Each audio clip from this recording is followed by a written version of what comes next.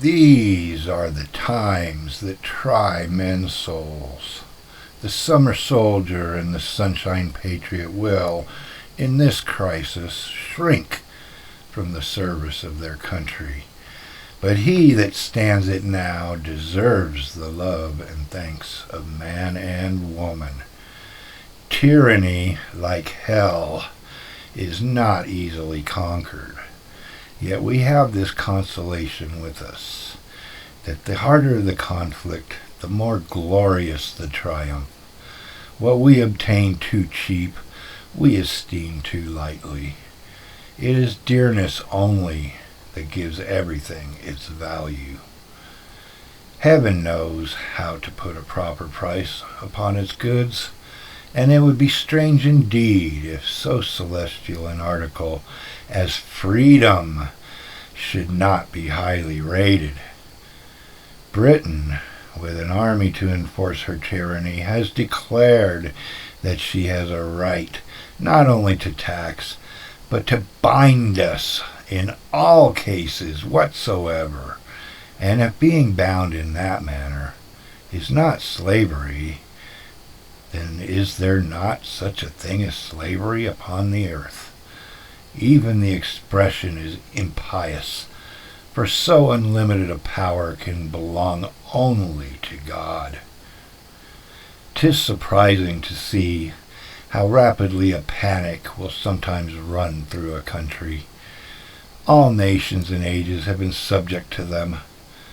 Britain has trembled like an ague at the report of a French fleet of flat-bottomed boats.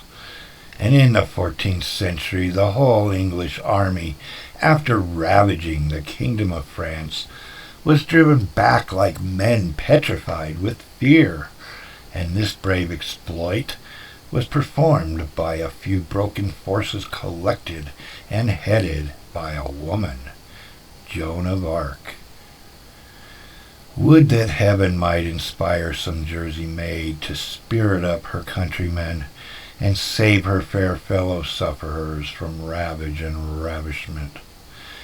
Yet panics, in some cases, have their uses. They produce as much good as hurt. Their duration is always short. The mind soon grows through them and acquires a firmer habit than before. But their peculiar advantage is that they are the touchstones of sincerity and hypocrisy, and bring things and men to light which might otherwise have lain forever undiscovered. In fact, they have the same effect on secret traitors which an imaginary apparition would have upon private murderer. They sift out the hidden thoughts of man and hold them up in public to the world. But if we believe the power of hell to be limited, we must likewise believe that their agents are under some providential control. The period is now arrived in which either they or we must change our sentiments, or one or both must fall. And what is a Tory? Good God, what is he? I should not be afraid to go with 100 Whigs against 1,000 Tories, were they to attempt to get into arms. Every Tory is a coward, for servile, slavish, self-interested fear is the foundation of Toryism. A man under such influence, though he may be cruel, never can be brave. Not a place upon earth might be so happy as America. Her situation is remote from all the wrangling world, and she has nothing to do but to trade with them. A man can distinguish himself between temper and principle, and I am as confident as I am that God governs the world, that America will never be happy till she gets clear of foreign dominion. Wars, without ceasing, will break out till that period arrives, and the continent must, in the end, be conqueror. For though the flame of liberty may sometimes cease to shine, The coal can never expire. I love that man that can smile in trouble, that can gather strength from distress and grow brave by reflection.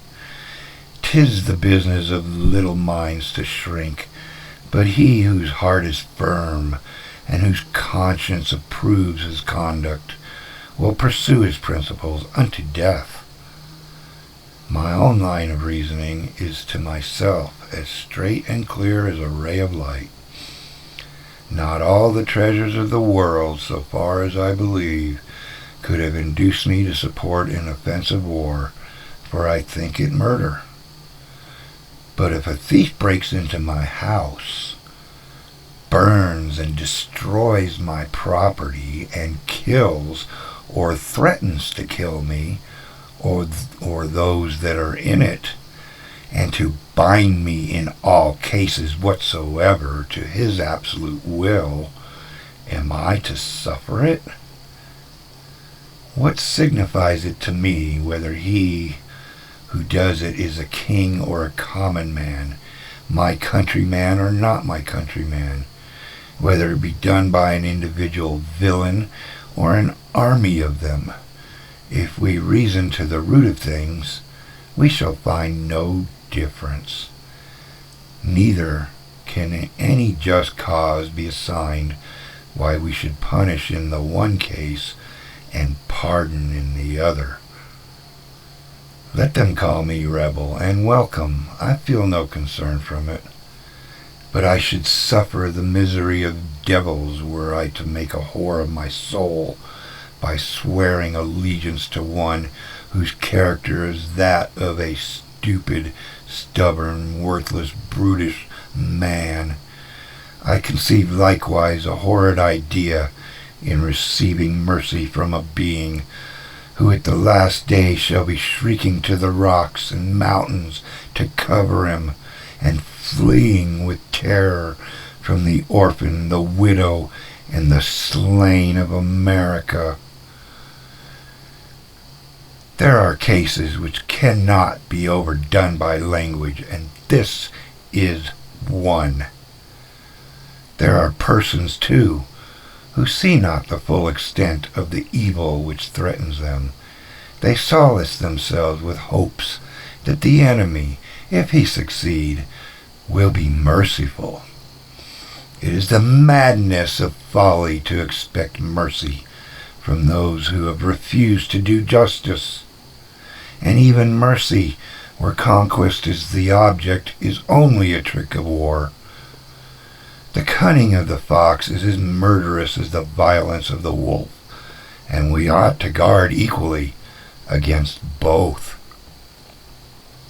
I dwell not upon the vapors of imagination. I bring reason to your ears, and, in language as plain as ABC, hold up truth to your eyes. I thank God that I fear not. This is our situation, and who may know it. By perseverance and fortitude, we have the prospect of a glorious issue. By cowardice and submission, the sad choice of a variety of evils, a ravaged country, a depopulated city, habitations without safety, and slavery without hope, our homes turned into barracks and body houses for Hessians, and a future race to provide for whose fathers we shall doubt of. Look on this picture and weep over it. If there yet remains one thoughtless wretch who believes it not, let him suffer it unlamented. Common sense. In publishing these remarks, I have several objects in view. On your part, and you know who I'm talking to, they are to expose the folly of your pretended authority as a commissioner, the wickedness of your cause in general, and the impossibility of your conquering us at any rate. On the part of the public, my intention is to show them their true and souled interest. to encourage them to their own good, to remove the fears and falsities which bad men have spread and weak men have encouraged, and to excite in all men a love for union and a cheerfulness for duty.